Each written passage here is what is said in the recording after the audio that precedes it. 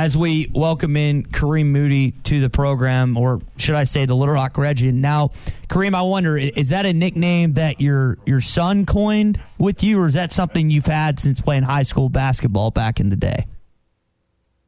No, that's just something Pat Bradley came up with in the last couple of days. So, Okay. yeah, no, don't hang on to that one too tough. So you've gotten a chance to see Moses really excel as a Razorback in his freshman season. It's difficult across any college basketball conference for a true freshman to have the impact he's had. I wonder, from your vantage point as a father, what it's been like watching your son compete as an Arkansas Razorback.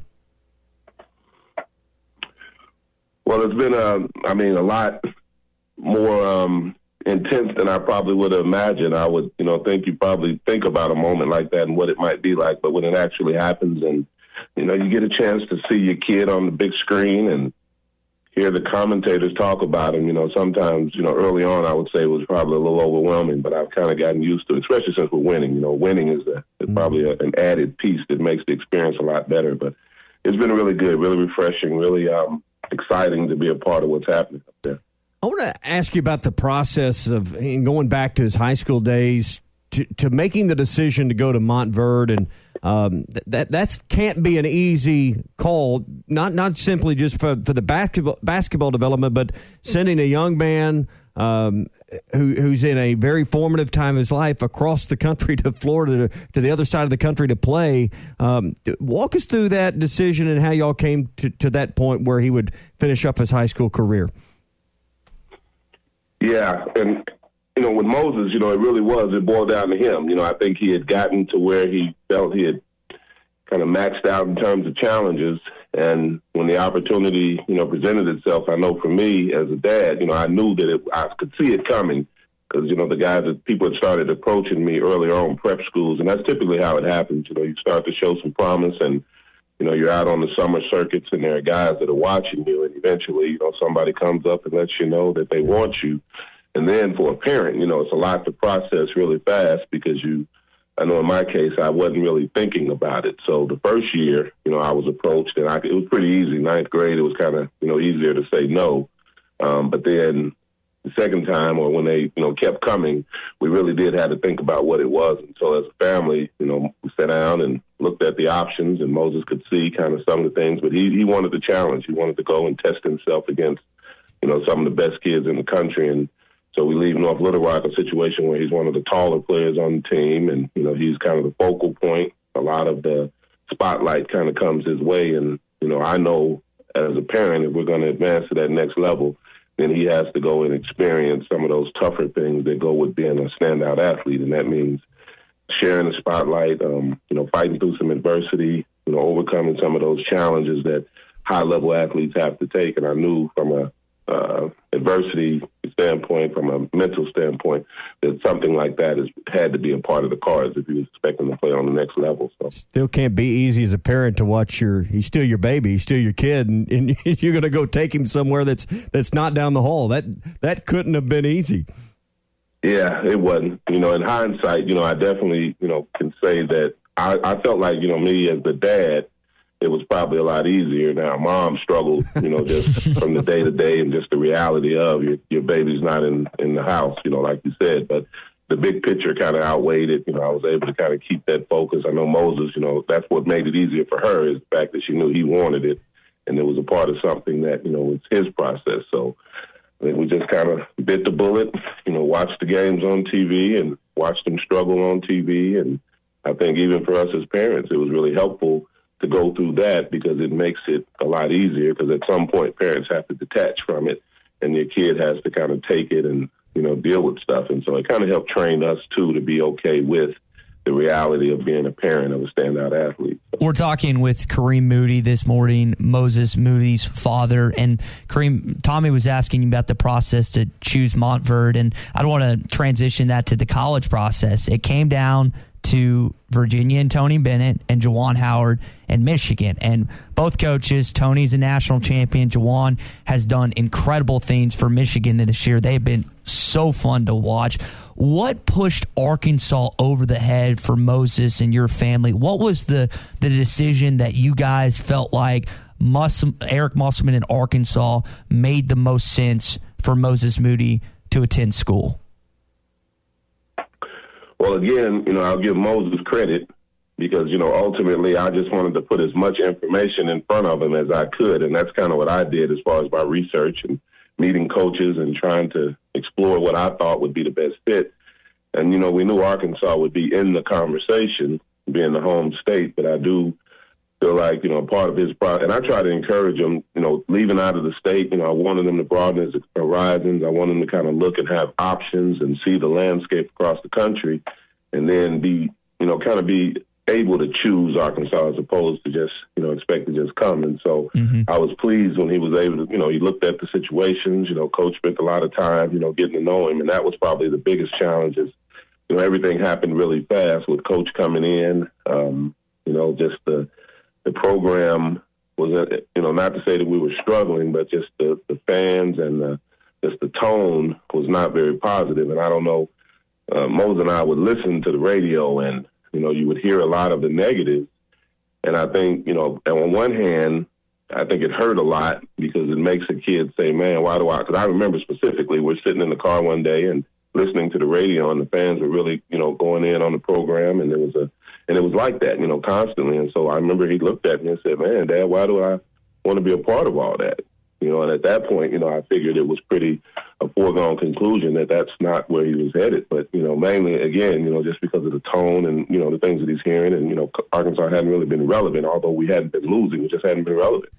And, but for something with Moses having gone away, and he talks a lot about missing home, wanting to play in front of the crowd, wanting to put the state on his back, and he has a lot of those lofty goals and pride type things. And I think that played into it a lot.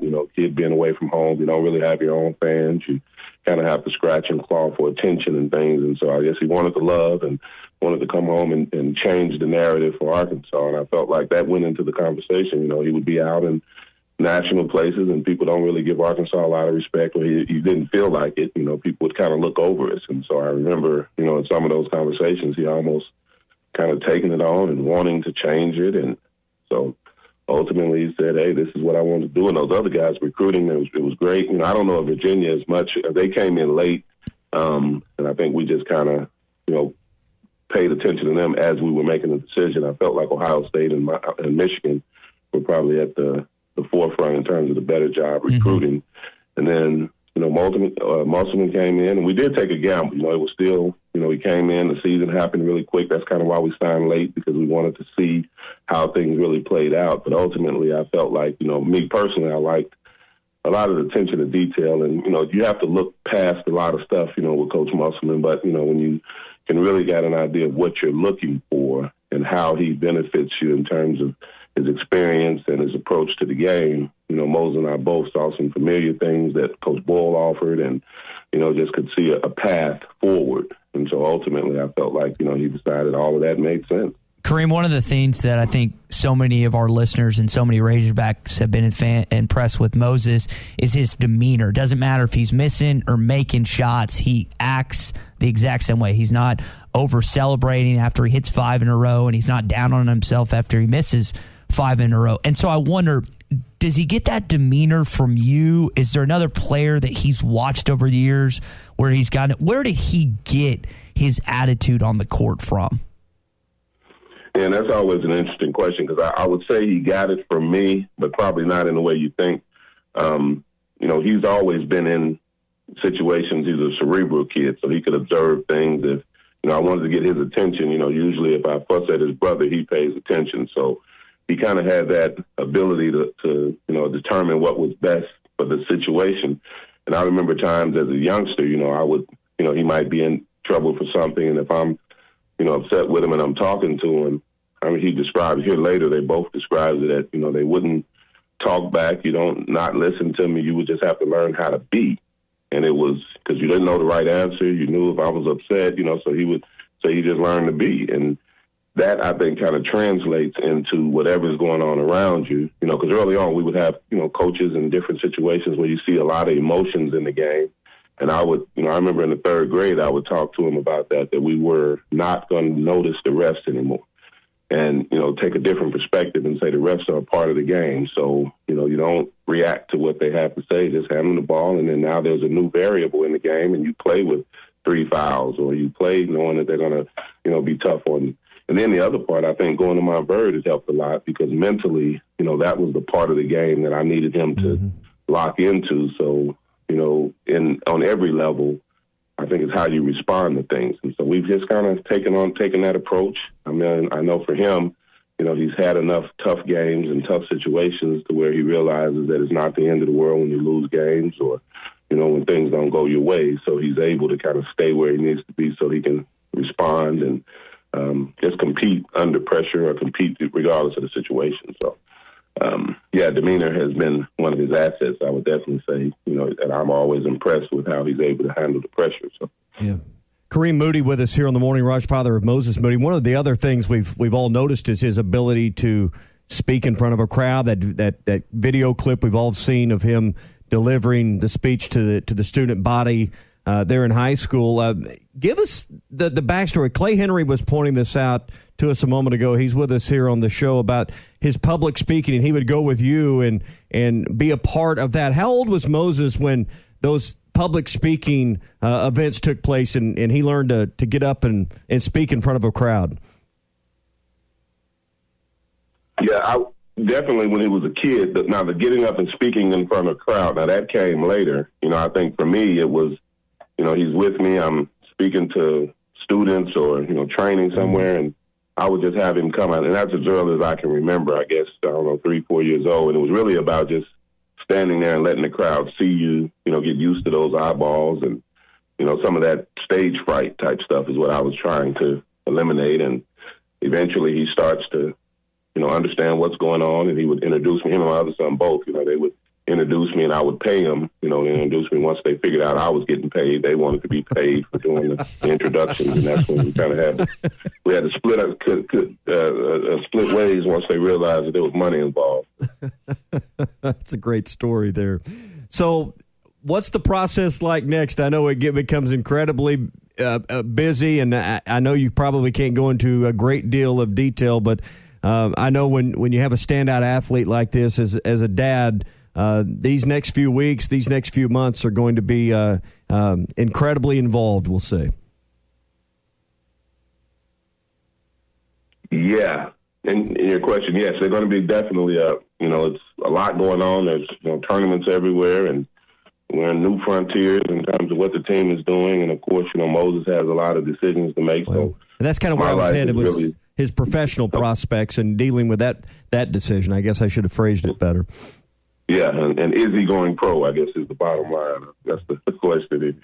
And that's where, of course, this is all new. So the momentum pushes, in a way, and we're learning as we go. So probably more than anything, there's a few more things that we have to learn and understand about the process.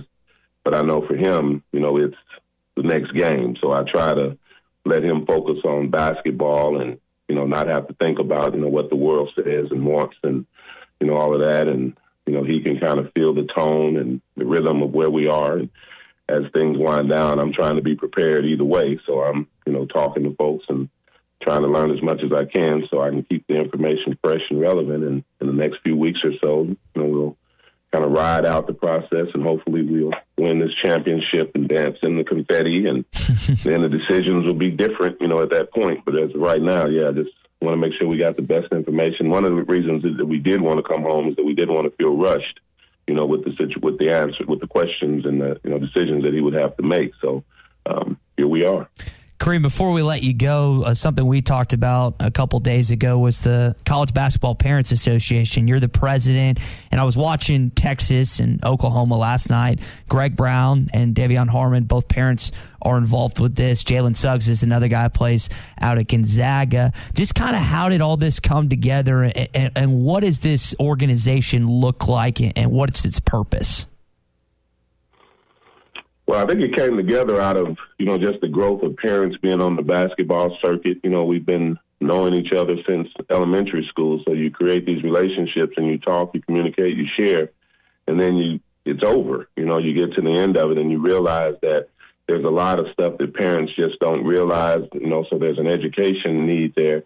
And then there's a lot of advocacy just around learning. And, most of the folks that are in basketball, they've been here before, whereas parents come through for the first time every time, and you have to almost relearn stuff. And I just thought it'd be, and from my standpoint, there were other parents that felt the same way. There were a couple, people that had been around basketball that were motivated to try to do something. And I think they needed a person that was willing to just kind of kick the ball off, as I like to say.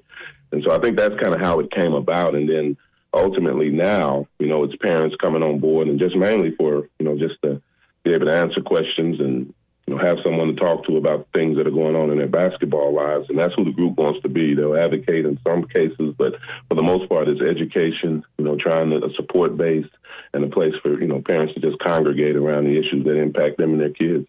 Kareem Moody, father of Moses Moody. He's also the author of Raise Them Up, The Real Deal on Reaching Unreachable Kids. And he's also a former Henderson State Ready. Kareem, we really appreciate the time this morning. That was fantastic stuff. We've gotten a bunch of text in here, so it was really insightful to kind of Moses' background. And we really appreciate you taking some time to join us on the Morning Rush. Hey, no, I appreciate you guys. People don't notice me anymore with Moses' success, so I think thank you for just remembering my name. Hey, you can still go by the Little Rock legend, according to Pat Bradley and your son. So I think you're doing something right, man. Pat got me in a lot of trouble with that comment too. So hey, it's good. All right, Kareem, appreciate it, buddy. Hey, thank you, Ty. You got it.